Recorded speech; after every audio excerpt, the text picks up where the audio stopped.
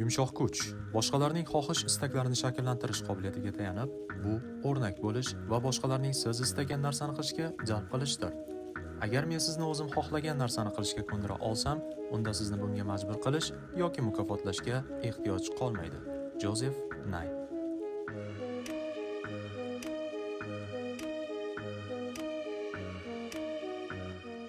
Assalomu alaykum hurmatli do'stlar. Bugun sizlar bilan Joshua Kurlanzik qalamiga mansub diplomatik zabt etish yoki Xitoyning yumshoq kuch siyosati haqida gaplashamiz.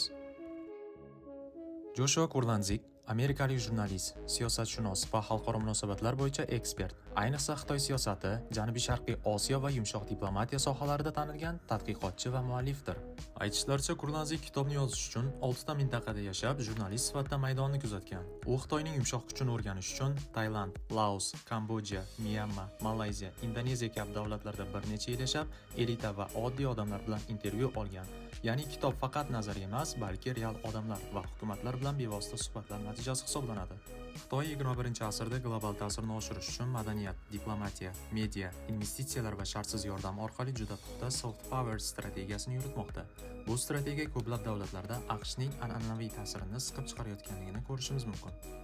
Xitoy davlati soft power uchun AQShdan ko'proq pul sarflaydi.